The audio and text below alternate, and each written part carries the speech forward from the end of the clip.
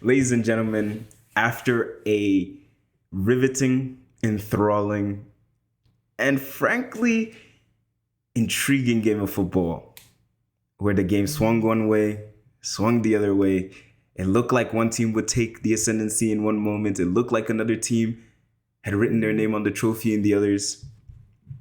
But in the end, Paris Saint-Germain are your champions of Europe for the second year in a row. If you guys are new to the channel, welcome. If you're a returning member, welcome back. World Cup content is going to be coming out very soon. Thank you guys so much for 800 subscribers on the channel. I appreciate all the support you've been showing on the channel. I'm trying to hit 1,000 subscribers by the end of the year. So if you enjoy the content and you like what you're seeing, subscribe. It's free. So I was going to come into this video and kind of just talk, just express my thoughts, kind of just off the cuff. But after I finished the game, because I watched it with a few friends, after I finished watching the game, I thought I really needed to come here and write some notes down. Gather my thoughts, and then come and talk to you guys. Because I felt there were going to be a lot of things that I would miss out if I just came here and spoke to you just off the cuff. First place I want to start with is from the very beginning.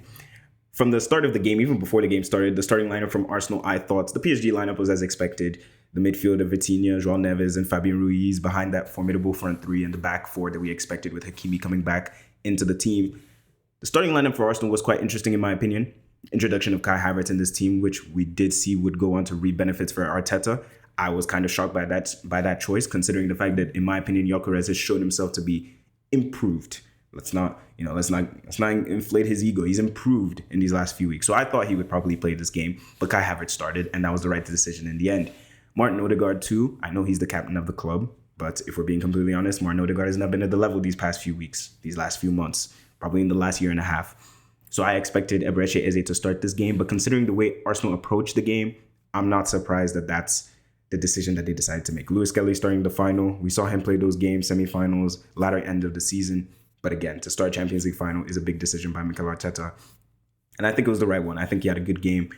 But from the jump, you could see what Mikel Arteta was trying to do in this game. And I think from the very start, you could see that 4-4-2 block that Arsenal were playing in. Mikel Arteta had Kai Havertz and Martin Odegaard very close to each other, playing in that 4-4-2 out of possession, being difficult to play through, being very formidable in the midfield, being very compact in the middle areas of the field, while the wingers support the wing backs whenever the likes of Kvara, Dembele, Doué, Hakimi, Mendes, the wide areas, as I talked about in my preview, would be very critical in this game. And I think Arsenal really handled those areas of the field. We talked about Declan Rice being very important in this game and just being able to nip at the ball when Vitinha gets it, or nip at the ball when João Neves or Fabian Ruiz gets it. And I thought he did that very well. Lewis Kelly likewise. And you knew the game plan for Arsenal early was going to sit back, be difficult to break down, and hit PSG on the counterattack. And that's exactly what happened. The first goal, or the only goal for Arsenal in this game, came from Kai Havertz, a mistake from Paris Saint-Germain, in which Kai Havertz took advantage, goes down the other end. Has a lot of time to think about it in those moments, and a player like Kai Havertz is not somebody who you want thinking about things too much. You kind of want things to be instinctive. And he took the finish very, very well, and it was 1-0 to Arsenal. And I told my friend before the game that if Arsenal take the lead in this game, I very strongly believe they can win this game. But if they don't take the lead, if PSG were to take the lead, I don't see a universe in which Arsenal win this game. Because I think when PSG are the team in the ascendancy, when PSG are the team with the momentum, I think it's very difficult to wrestle it back from them. I really, really do. Unless you're a team who's able to go at them and go band for band with them with the attacking firepower that they have, which Arsenal do not boast whatsoever, I think it's very difficult to do that. So Arsenal getting that early goal, going into halftime, it was very important for them. And it could have been 2-0 with Kai Havertz. He had that chance that Martin Odegaard created for him. Unfortunately for him and Arsenal, it was a heavy touch. And it gets cleared out where I think it was a block by the Paris Saint-Germain defense, and Arsenal could have been 2-0 up. But in that first half, they were definitely the team who were following what PSG's rhythm. They were following the tempo of PSG, and PSG could have possibly had a penalty. A lot of people are talking about the Bukayo Saka handball. I don't really see how that could have been a handball. In my opinion, the ball kind of gets kicked by Saka and bounces up and hits his arm. Guys, we need to stop these things. These discussions, they don't add anything to the sport, in my opinion. If you think that that's a handball, if you think that that was an offense big enough to give a 12-yard spot kick to Paris Saint-Germain in the Champions League final, I really don't know what to tell you. But that was just the peak of the PSG frustration in the first half. I think PSG in that first half, you were seeing Doué and Dembele taking pop shots from 25, 30 yards. You could tell that this was a team that was frustrated. You could tell that this was a team that was lacking ideas. This was a team that was struggling to break down that Arsenal defense. And in the first half, Arsenal looked impenetrable. Honestly, there were moments in the first half where I looked at PSG and I said, what is the game plan here? Because especially considering the fact they didn't have a striker playing in the game, they didn't have a focal point in the box to occupy the likes of Saliba, Hincapié, and Gabriel. They were crossing the ball at times, but to who? Dembele is not going to win the ball. Kvaratskhelia is not going to win a header. Add on to the fact that those players are floating around the field, so sometimes they're not even in the box to begin with. So it was an interesting one seeing the way PSG played in that first half, but you knew when the referee did blow for the halftime whistle, things were definitely going to change for them. And they would adjust, they would tinker, and you would hope that they would come out stronger in that second half. And the thing I was talking to my friend about at halftime, because we were talking about he believed that Arsenal would win this game, and I wasn't opposed to the idea. I definitely could see a universe where Arsenal go on to win the Champions League today. But I told him I struggled to see how Arsenal can play this way for 90 minutes. I'm not saying I struggled to see how Arsenal can defend a 1-0 lead. I struggled to see how you can play with, I think in the first half it was like 23% possession. I think today they ended the game with just 25% possession. Only completed 100 passes in the first half. I struggled to see how you can play that way for 90 minutes. And I think Mikel Arteta would have told the players that, because straight from the jump in the second half, you could see Arsenal being a bit more expansive, a bit more aggressive, and a bit more forward thinking and direct. Starting to play the ball forward, starting to think a bit more positively when they do have the ball, rather than just booting it up the field every time they get it. But the minute PSG gained the ball back, they start to gain their rhythm again. They start to up the tempo. They started to take control back, and you start to see Arsenal getting pressed back into their own box again, starting to be pinned back, as we saw throughout the entirety of the first half. And as I mentioned to him, I struggled to see how a team can sustain that level of defensive discipline for 90 minutes. If maybe they had scored in the 40th minute, it's a whole different ball game, because then you're kind of holding out for a half. But you scored in the 5th minute. So you're having to be disciplined. You're having to be focused for 85 minutes of the game. And I told him, I don't see a universe where this happens. I can see Arsenal still winning this game, but I don't see how they hold on to a 1-0 lead against this Paris Saint-Germain team for 85 minutes. And that ended up being the case because a person who was probably one of the headliners in this game, Mascara, going into it, up against Kvaratskhelia, who's probably been, in my opinion, the best player in the Champions League this season, we knew that was going to be a key matchup for Arsenal and Paris Saint-Germain in this game. And it was that matchup that led to the penalty that got PSG the equalizing goal. Some people are saying it wasn't a penalty. I don't really know how this is even a contentious decision. I don't know why it took them so long to come to the decision. It was a clear penalty, and Ousmane Dembele slots it perfectly. The game then settled down from there. Paris Saint-Germain continued to control. Paris Saint-Germain are starting to find a bit more spaces. The Arsenal midfield and defense, there's a bit more space in between them. Arsenal is kind of having a few lapses in judgment. And I told him this. I said, this momentum that PSG have now, they need to strike. But unfortunately for them, they didn't. Because I told him, Arsenal are going to have those moments where they have lapses in judgments. They kind of lose their eye from the ball. But it's about whether PSG take advantage. And in the penalty situation, they did. Every other decision, every other position, they were slow to get to the final ball. They were slow to make a final decision, or they just didn't have the end product. And ultimately, the game kind of teetered away and kind of strolled towards that 90-minute interval. And we all knew that the game was going to go to extra time. Ousmane Dembele tonight, of course, the Ballon d'Or holder as it is right now. Terrible game today from Ousmane Dembele. I'm not going to come here and ridicule Ousmane Dembele. He's done a lot in the last year and a half, but terrible performance today from Ousmane Dembele. For a player who is well acclaimed as he is and the current Ballon d'Or holder, for you to play like that in a Champions League final, for me, I genuinely think that was ridiculous. Kvaratskhelia, for me, was the only player in the PSG attack that looked like he would create something. Desiree Doué had moments, but nothing really tangible, in my opinion. I didn't feel at any point that Desiree Doué would actually create something tangible in this game. I thought if anything was going to come for PSG in the attacking areas, it would be Kvaratskhelia, which is why I was very surprised when I saw him getting taken off for Barcola. I feel like if there was anybody in that front three you were going to take off, it would be Dembele or Desiree Doué. But nevertheless, and in my opinion, actually, that decision came back to haunt PSG because Dembele then goes on to get injured, and then you have to take him off anyway. So for me, I would have taken off Dembele from the start because he just wasn't playing well. And at least you keep a player like Kvaratskhelia on the field who was offering you something. The man who came on in his place, Bradley Barcola, a player who looks like he might be leaving the football club this summer. It looks like he's on the transfer list for Paris Saint-Germain. A player, in my opinion, who has all the raw talent in the world, but the end product is just not there. The end product is just not there. I mean, the amount of times we've seen Bradley Barcola get into positions like he did today, and the touch is just not there. The final pass is just wrong. The final shot is just poor. The final decision making is just borderline brain dead. All the talent in the world, all the raw ability, but just lacking the end product. Is it a situation where PSG continue to invest in him and hope that he can find those things? Or is it a case that he goes to another football club and finds those attributes and finds that final touch? Nevertheless, I felt like this was a game where you had an opportunity to really mark your legacy or make a statement to the club and to Enrique that I want to stay and I'm good enough to stay. But that performance when he came on really was just, that was horrible. And if PSG went on to lose today, I think you would have had a lot of people advocating for his exit from the club much faster than PSG probably would have anticipated. Arsenal went with that double striker for a little bit with Gyökeres and Kai Havertz, and I thought that worked really well, having that physicality. And PSG had moments where they were really struggling, particularly on set pieces, whether it be throw-ins, corners, free kicks, and Arsenal were just flicking the ball on, creating just chaos in the box that PSG were having to clear out. It caused PSG a bit of problems, but they were able to really dig in deep, just as they did against Bayern Munich.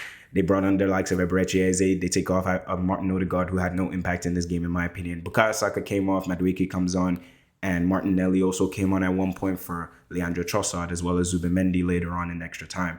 So just a mass amount of substitutions that really, it ruined the flow of the game as you'd expect, especially with heavy legs after a long season that we've seen from both sides. And as you'd expect, the game kind of settled down into both teams kind of just looking content with going to penalties. I thought two players who came on and added a bit of dynamism, in my opinion, particularly for PSG, Warren Zaïre-Emery. I was very surprised to see him not start the game, but I also wasn't because Fabian Ruiz is an experienced player. But I thought Warren Zaïre-Emery has offered PSG so much this season, particularly in the absence of Fabian Ruiz. And when he came on, I thought he offered a bit of energy. I thought he offered intricacy in the midfield. Just a shame for him that a lot of the players he was trying to play with looked absolutely shattered. So kind of limited in what he could do today. But on Arsenal's side, I thought Noni Madueke offered a bit, tried to run, tried to create chances as he always does, tries to cause chaos. That actually led to a certain moment with him and Nuno Mendes, where Nuno Mendes kind of collides with him in the box. And upon initial viewing, you feel as though it might be a penalty for Arsenal. And Arteta is screaming, Declan Rice is screaming. From first viewing, I didn't think it was a penalty. I just saw it as a coming together, which I think is very common. And then once you see the replay, you see Nuno Mendes holding his arm and kind of pulling him to the ground. Well, not Nuno Mendes, Madueke holding Nuno Mendes' arm. And you can see that it's clear as day, not a penalty. And even within the kind of dysfunctional and destructured game that we saw in extra time, I did kind of get the feeling as though Arsenal would be the team that would win this game. One, because of all the injuries that PSG were sustaining, on top of the Dembele injury. Well, not injuries, but fatigue. You also had the departure of Vitinha from the game with cramp, a player who I thought just he was pretty anonymous in today's game. Didn't really have much impact, didn't really create many chances, didn't strike the ball through those passing lanes as you usually see him do, didn't control the game too much either. I thought João Neves and Fabian Ruiz were much better than him today. I thought Fabian Ruiz covered for Nuno Mendes time after time after time, was a great runner in the midfield, provided those balls in behind, provided those runs as well for Nuno Mendes. João Neves, a dog as he always is. I thought he really did his best to stand up tall against Declan Rice in that midfield today, as well as against Lewis Skelly. Somehow, Vitinha wins man of the match today. To be very honest with you, I feel like it's just one of those situations, the PR, the aesthetic. So it looks like Vitinha played well. He didn't really do anything special today. I would have given it to probably 5 players before I even look at Vitinha today. But I thought Arsenal definitely looked like the team more likely to win the game. Not because they were creating chances on hand or not because they were controlling the game or they were dominating the game, but more just because I felt like it fitted what Arsenal wanted. Watching that first half for me, Arsenal would have been smiling going into that second half. Apart from the fact that they were playing very deep in the field, I thought that was the first half you watch. You're seeing PSG taking shots from 30 yards, as I said. You'd be content with that. And in the extra time, when it's going to penalties, you have a shot stopper like David Raya. I'm thinking about it. I'm content with this. We don't need to force the situation. PSG are knackered. Dembele is off the field. Kvara is off the field. Vitinha is off the field. A lot of their big players are looking exhausted. We take these. We take the situation. Going into penalties, majority of their big players are no longer in the field to take one. So if I'm Arsenal, I won't say I'm comfortable because penalties can always go either way. And ultimately, that's how it went. But I'm not feeling as though it's over. I definitely don't feel that. And I even think within the extra time, they could have gone on to win it as well. If maybe they had taken a bit more risk, they could have gone on to win it as well. But when it gets to that point in the game, so deep into extra time, so deep into the 120 minutes, you just take the penalties. You don't take any risks. You just say, let's go to penalties, flip of a coin, and see who comes out on top. And ultimately, it's penalties that it went to. And at the end of the day, it goes back and forth. PSG scored their penalties. Nuno Mendes misses a big one. Somebody who, in my opinion, was a guarantee to score a penalty. And then Eberechi comes up and he misses his penalty. Declan Rice and Gyökeres scored their penalties astutely. And then the deciding penalty ultimately was Gabriel Magalhaes, a player who's been so good for Arsenal this season, just came up short in the most decisive moments of their season, or well, some people would say so, in the Champions League Final, and it gives Paris Saint-Germain the Champions League. And one thing I did wonder was why Gabriel Magalhaes was even the one taking a penalty. Because me and my friend, when we were watching the game, we were discussing, who do you think will take it for PSG? Who do you think will take it for Arsenal? Because especially PSG's case, Dembele is gone, Kvara is gone, Vitinha is gone. Barcola better not stand up to take a penalty, especially looking at the way he finishes. I better not see Barcola take a penalty. So you're looking at it, do you send Doué? He ultimately took one. I told him Gonzalo Ramos would definitely take one. I told him I'd be surprised if Hakimi doesn't take one, and I'd be surprised if Nuno Mendes doesn't take one. We were shocked to see Beraldo taking one. I won't lie to you. I was very shocked to see that, but he took his astutely. And as for Arsenal, we said probably Gyökeres will definitely take one. Declan Rice will definitely take one. Eberechi will probably take one. And the other two, we were thinking maybe Martinelli and Madueke. And we were one of two. And I don't really have too many opinions on this, but my friend was very, very passionate about why Madueke did not take that fifth penalty. He was very passionate about that belief. He felt there is no world in which a center back should be going and taking the decisive penalty in a Champions League final when Noni Madueke is standing right there. Now, I'm not saying this as though Noni Madueke is this born winner. Noni Madueke is this surefire penalty taker. Noni Madueke is this ice cold merchant from the spot. That's not what I'm saying. But he was saying an attacker should always be the priority when it's a penalty shootout.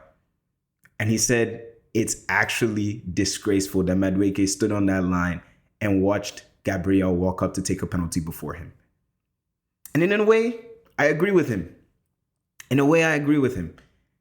Because he's a Chelsea fan. He started talking about Madueke was the same person who was fighting with Cole Palmer and Nico Jackson for penalties at Chelsea.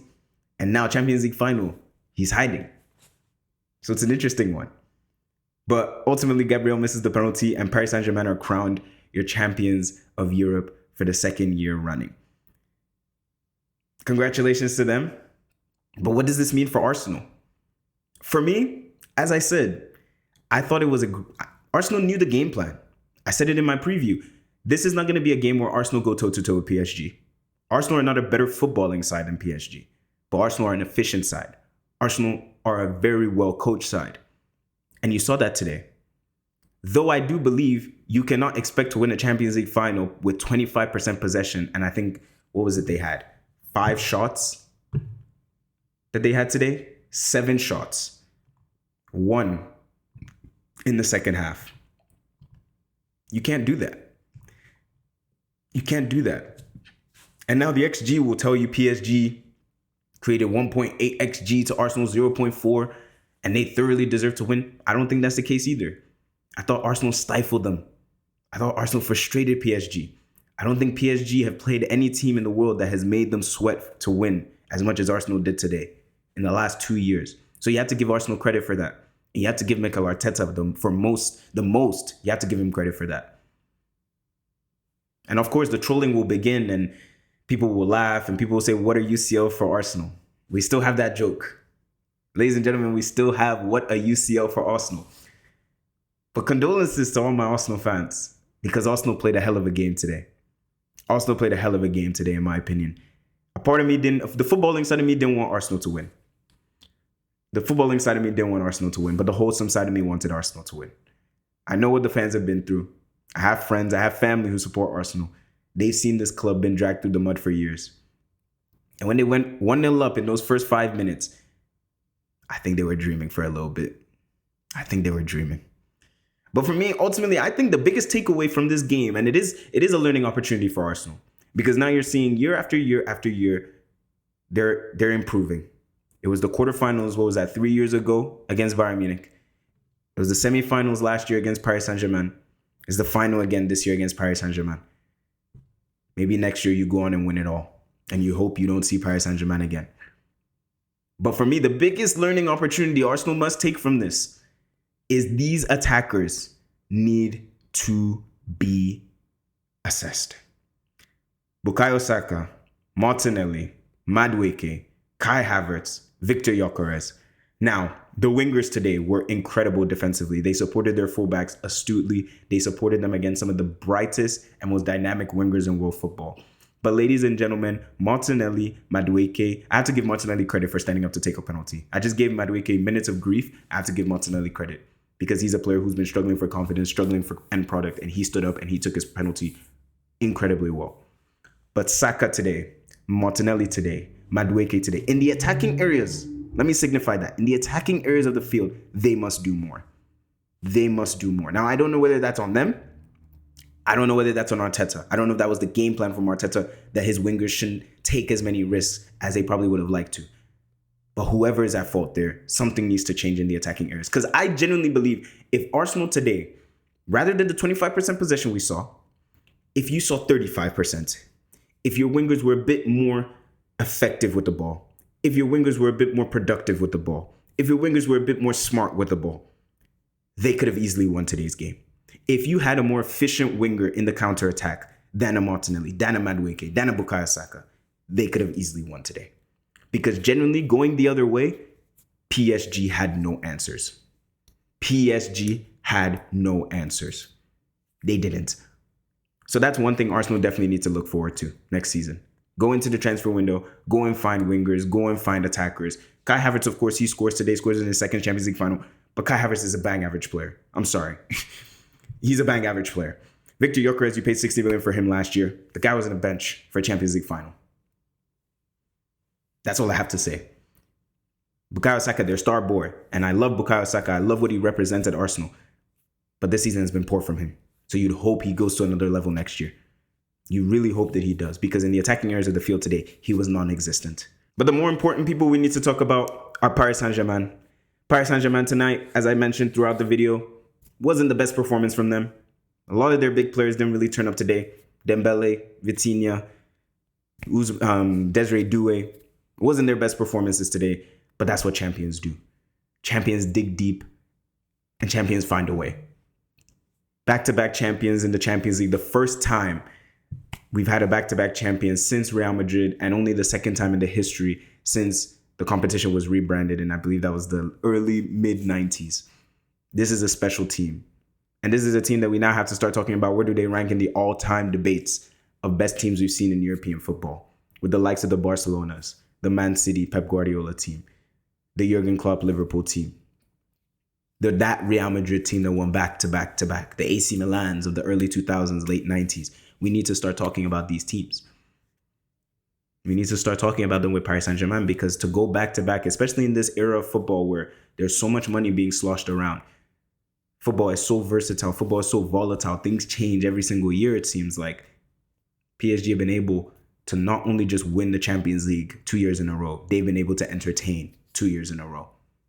So congratulations to them. Congratulations to Luis Enrique, a manager who I continue to tell you guys I have the utmost respect for giving me that beautiful day in Berlin in 2015. A man who has gone through so much in his own personal life, has made it 3 Champions Leagues now in his career. 2 at Paris Saint-Germain, 1 at Barcelona. And with the way this team is playing now, with the age of this group, with the youth in this squad, and the money behind this project, we might be seeing a dynasty being formed right in front of our very eyes. But of course, let me know all of your thoughts down in the comment section below. What did you guys make of the Champions League final? I thoroughly enjoyed the game. It was very tense. I was on my seat the entire game. It felt like a game that had a lot of jeopardy. There was the feeling as though Arsenal would finally break that European duck, and we would have people singing in the streets of London for the next 3.5 months, paired with the tense, edgy pressure on Paris Saint-Germain to go back-to-back. It was great. Thoroughly enjoyed it. A great end to a great season of football, We had the Paris Saint-Germains that have gone on to win it again. We had that exciting Vincent Kompany team. Barcelona, who continue to ridicule themselves in the Champions League. Arsenal, the efficient side. Premier League champions, I forgot to mention, of course. Arsenal fans, enjoy your summer, man. Of course, you'll get the trollings, you'll get the jokes for today, but enjoy your Premier League trophy. Go out and celebrate. 22 years is a long time. I'm sure you guys will be back again for the Premier League. But as I said, let me know all your thoughts down in the comment section. Thank you guys so much for watching. World Cup content will be out. Just going to take a little break for a little while we get prepared for that. But don't worry, content will still be out as the transfer window is kicking right into gear. Barcelona are moving crazy. They're moving crazy. I'm going to have to make a video surrounding that, as well as Arne Slot's being dismissed from Anfield today, crazily enough. Just after I made that video last week about whether he would stay, whether he would go. We'll have to wait and see. And it looks like Anthony Iraola will be replacing him. But that's for the future. As for now, thank you guys so much for watching. As I said, 1,000 subscribers by the end of the year. I can't do it without your help. Thank you so much for watching. And as always, take care of yourselves.